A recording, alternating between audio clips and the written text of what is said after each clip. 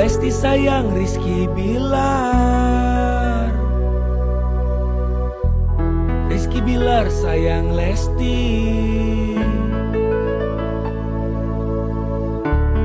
Mereka saling mencintai,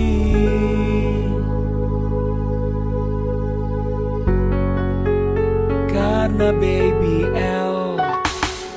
Salah.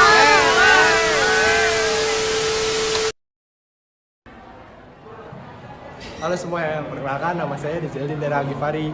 Absen 36, kami dari kelompok 1. Hai, saya Najwa Arsifa dari absen 21. Saya Putri Aninda Pitaloka dari absen 28. Saya Fikri Gifari dari absen 11. Saya Fikri Zakar Gosa dari absen 32. Saya Haidar Arik Ayasi, absen 12, siap membela kelompok kita.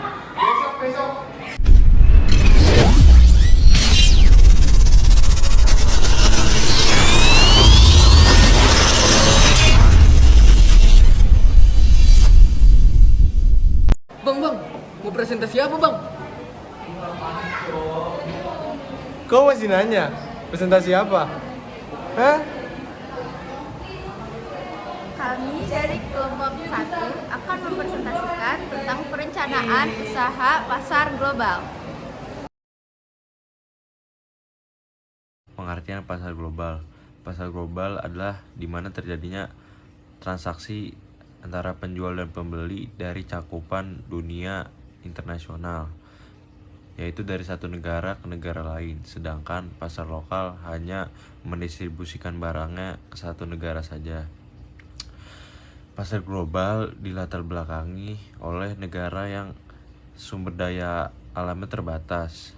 Setidaknya dapat faktor yang melatar belakangi terjadinya pasar global, yaitu perbaikan komunikasi dan transportasi, teknologi, perjanjian ekonomi regional, dan perkembangan ekonomi dunia. Nah, maka dari itu untuk memenuhi setiap kebutuhan negara terjadilah ekspor-impor. Ekspor adalah permintaan dari negara lain untuk memenuhi kebutuhan negaranya, sedangkan impor adalah membeli barang dari negara lain untuk memenuhi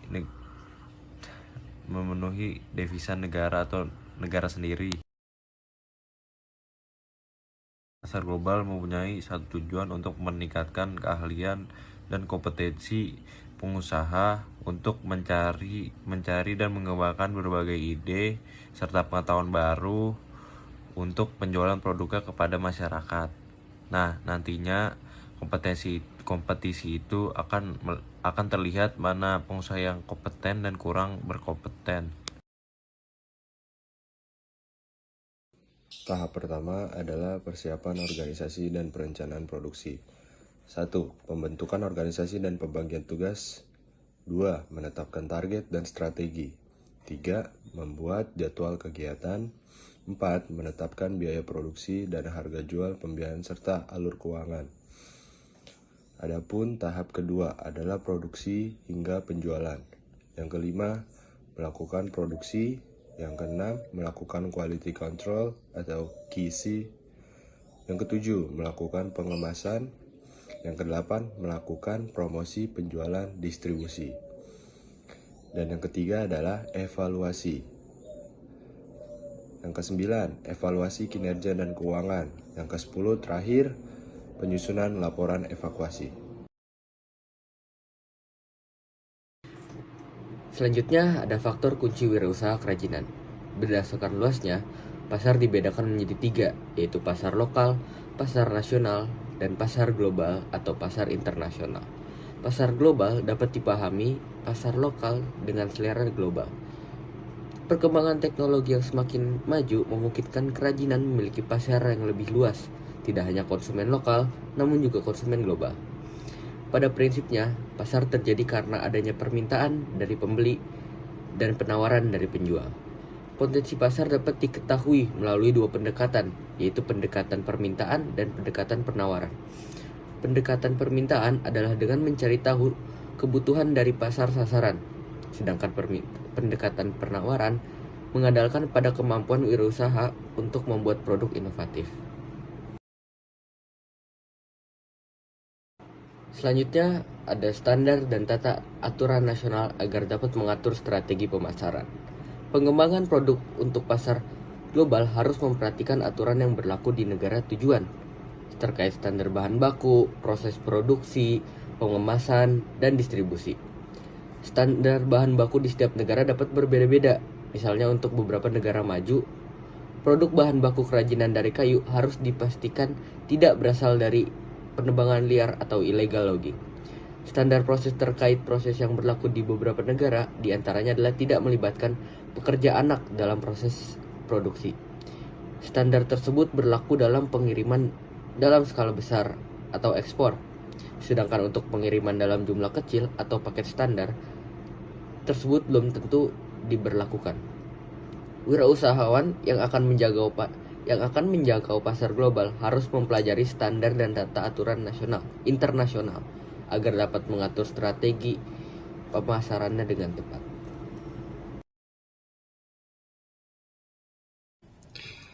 Faktor pertimbangan perencanaan produk ada 6. Yang pertama ada material, kedua teknik, ketiga estetis, keempat ekonomis, kelima pengguna, dan keenam fungsi. Yang pertama faktor material. Material sendiri terdiri dari bahan mentah, bahan setengah jadi, dan bahan jadi. Bahan diperlukan untuk melakukan proses produksi.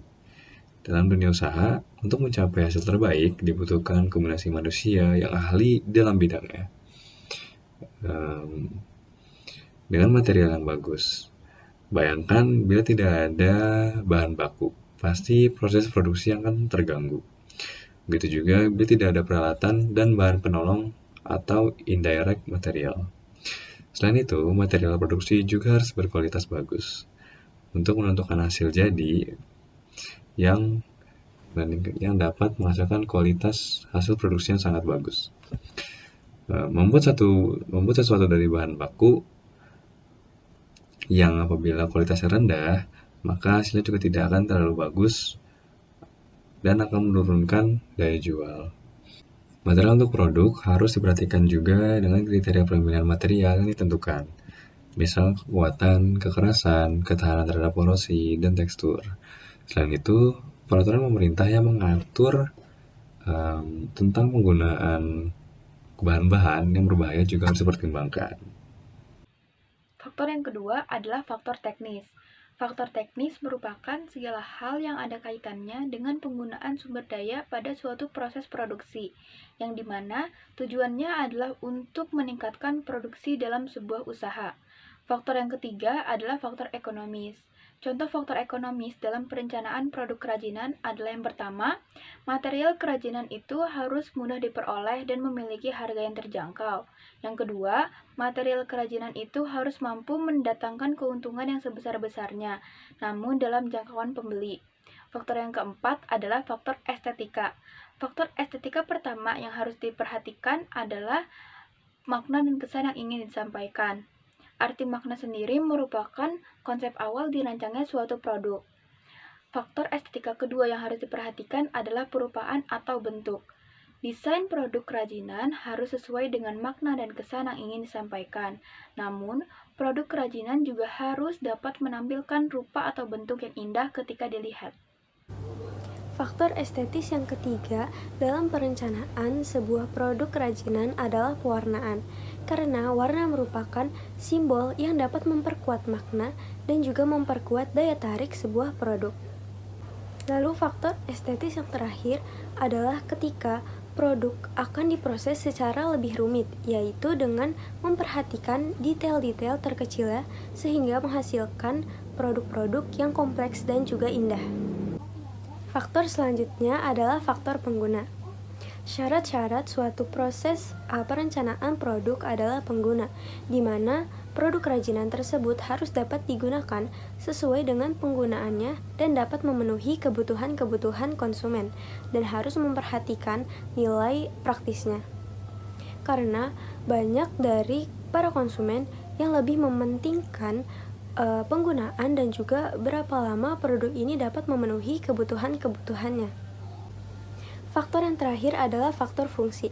Fungsi suatu perencanaan produk adalah mengoptimalkan proses, baik yang bergantung kepada pelanggan seperti ketepatan dalam pengiriman pesanan maupun yang tidak bergantung kepada pelanggan seperti siklus produksi.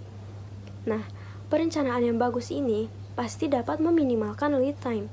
Apa sih itu lead time? Jadi, lead time itu adalah jumlah waktu yang berlalu antara pemesanan, penyelesaian pesanan, dan juga pengiriman pesanan. Sekian dari kelompok kami, terima kasih. Wassalamualaikum warahmatullahi wabarakatuh. Sekian dari kelompok kami. Terima kasih. Wassalamualaikum warahmatullahi wabarakatuh. Siapa ini ya? Salah.